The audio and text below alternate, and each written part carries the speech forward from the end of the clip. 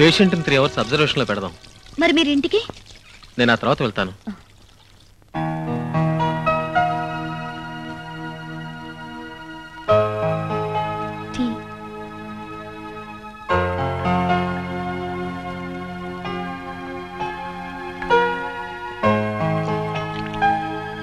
Have it. Thank you. Oh. అయ్యో.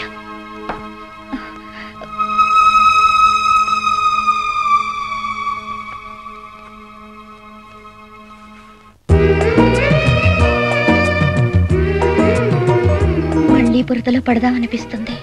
ఎందుకు? నువ్వు ఎత్తుకుంటావు, షవర్ కింద బట్టలన్నీ విప్పేస్తావు, ఒళ్ళంతా రుద్ది రుద్ది స్నానం చేస్తావు. ఇవన్నీ ఆ రోజు చేశావు, కానీ నాకు తెలీదు. ఇప్పుడైతే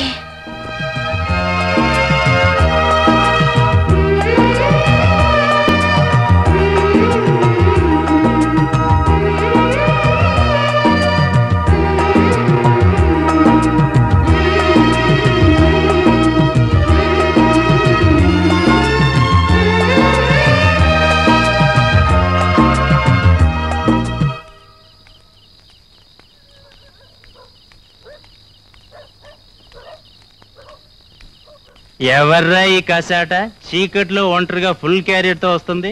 ఎవరైతే నేను ఆడదేగా విప్పుకొని తినేద్దాం. అబ్బేబే గొప్పెంటి పిల్లలా ఉంది. తేడాలు వస్తే బోకిలు ఏరేస్తారు. వద్దురా బాబాయ్. పర్లేదురా పట్టుకుందాం. కారేదో వస్తుంది, పదండ్రా.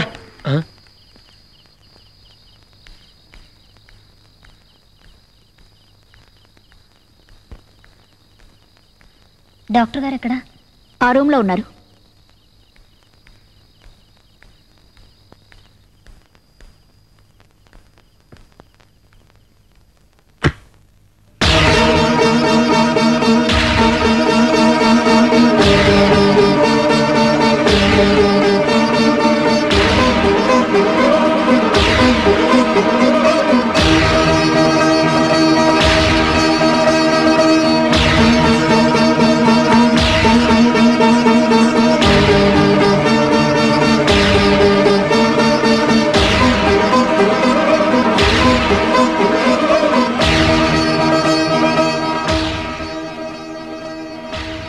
ఇప్పుడెక్కడికి వెళ్తావే?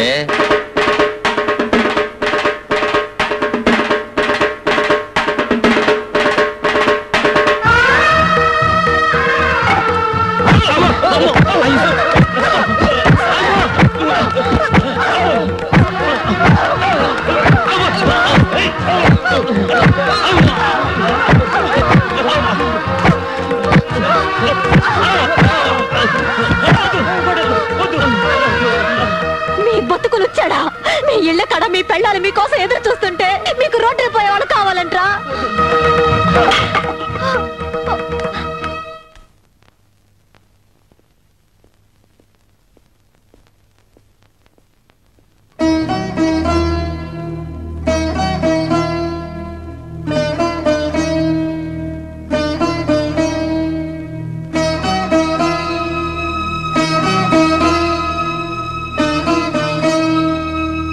రాత్రి నువ్వు హాస్పిటల్కి వచ్చావు. మా ఇద్దరిని ఏ భార్య చూడకూడని స్థితిలో చూసావు. ఆమె పేరు ప్రియ. ఒకప్పుడు మేమిద్దరం గాఢంగా ప్రేమించుకున్నాం, పెళ్లి కూడా చేసుకోవాలనుకున్నాం. కానీ ఆమె అర్థం లేని పట్టుదలతో అమెరికా వెళ్ళిపోయింది. ఇక జీవితంలో పెళ్లి మాటే ఎత్తకూడదనుకున్నాను. అయితే పెళ్లిళ్ళు స్వర్గంలో రాయబడతాయనే మాట నిజం అనుకోవాలి. ఎందుకో నిన్ను చూడగానే నేను పెళ్లికి అంగీకరించాను. మన పెళ్లి జరిగిపోయిన తర్వాత ప్రియ తిరిగి వచ్చింది. తను చేసిన తప్పు కుమిలిపోతుంది. ఇప్పుడు నేను లేదే బతకలేనంటోంది. వెళ్ళిపోమంటే ఆత్మహత్య చేసుకుంటానంటోంది. న్యాయాన్ని నమ్మిన అమ్మా నాన్నల బిడ్డగా భార్యకు అన్యాయం చేయలేను. ప్రాణం పోసే డాక్టర్గా ప్రియ సావుకి కారణం కాలేను. అలాని లోకం కోసం నిన్ను భార్యగా ఉంచి ప్రియతో సంసారం చేయడం నా వల్ల కాదు. అందుకే నేను ఒక నిర్ణయానికి వచ్చాను. మనిద్దరం విడాకులు తీసుకుందాం. విడాకులా? అంటే ఏంటవి? అగ్ని సాక్షిగా పెళ్లి చేసుకున్న భార్యాభర్తలు కోర్టు సాక్షిగా కాదనుకుని విడిపోవడం.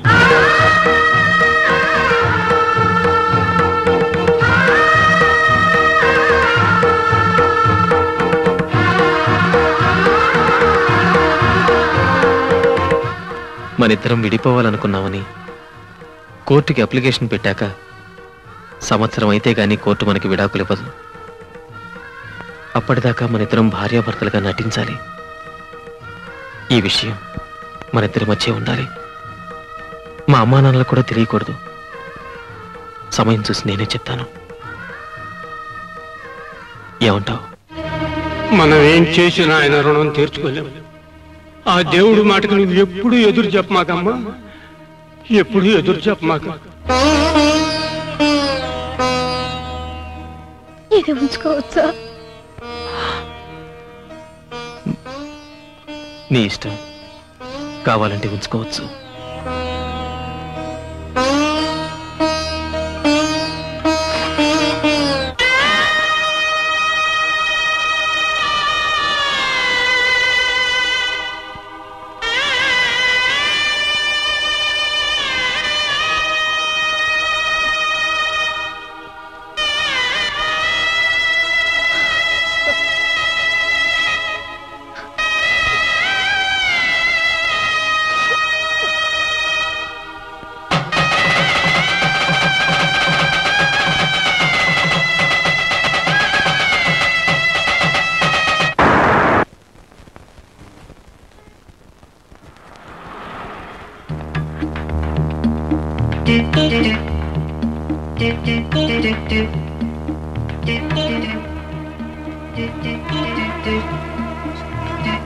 రిక్షా.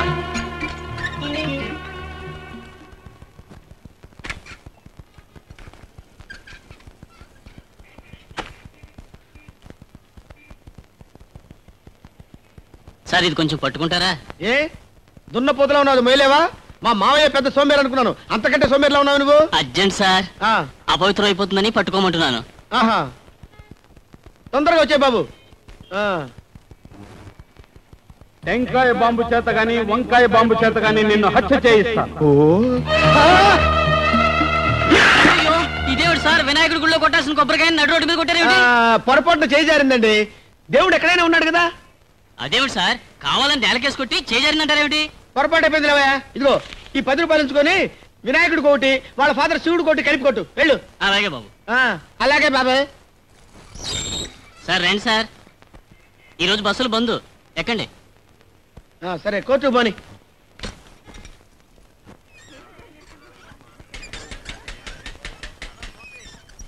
సార్ స్వర్గంలో అనుకున్న సినిమా చూసారా?